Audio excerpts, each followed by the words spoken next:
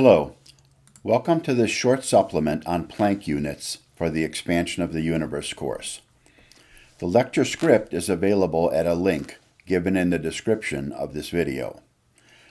Borrowing from Wikipedia, in particle physics and physical cosmology, Planck units are a system of units of measurement defined exclusively in terms of four universal physical constants: the speed of light, c,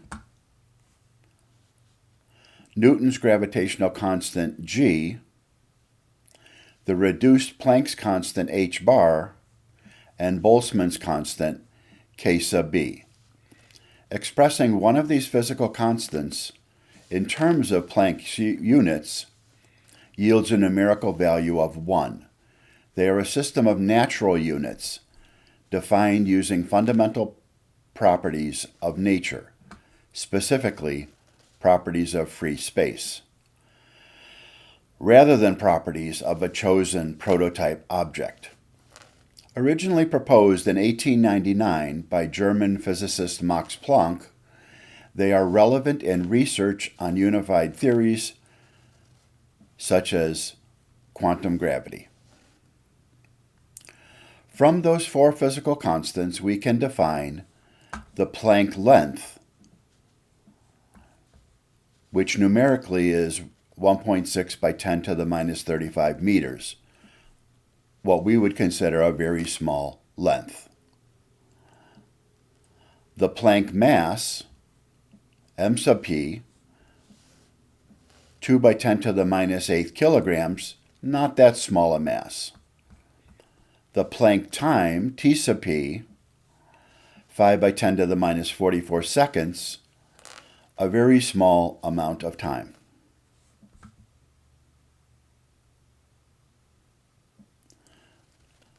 The Planck temperature, 1.4 times 10 to the 32 Kelvin, a very high temperature that we cannot achieve on Earth.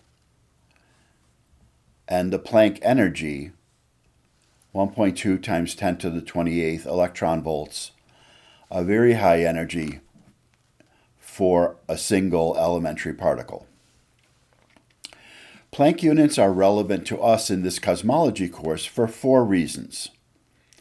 Firstly, some cosmology courses use Planck units and omit the speed of light, c, from all their equations, for example, from Friedmann's equation.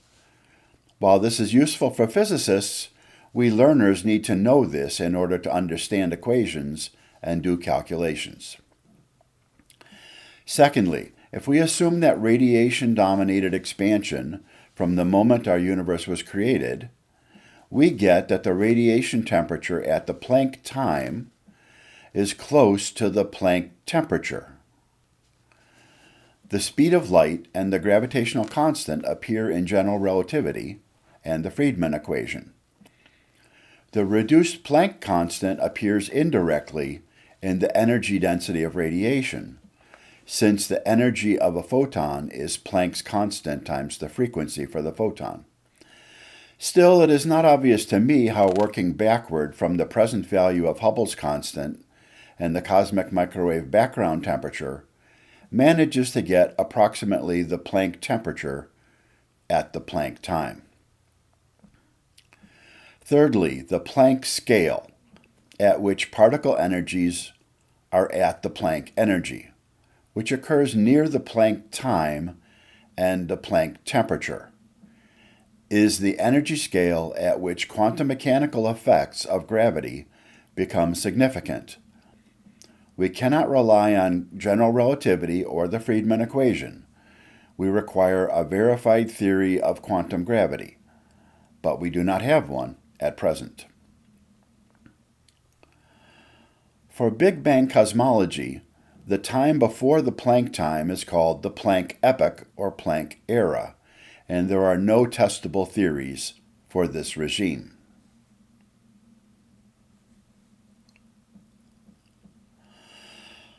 Fourthly, curiously, the present age, diameter, and stellar mass of the observable universe are roughly 10 to the 60 Planck times, Planck lengths, and Planck masses, within a couple orders of magnitude.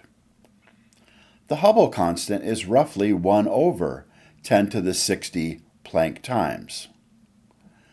The present radiation temperature is roughly 10 to the minus 30 Planck temperatures. And the present energy density of the universe is roughly 10 to the minus 20 Planck energies per Planck volume.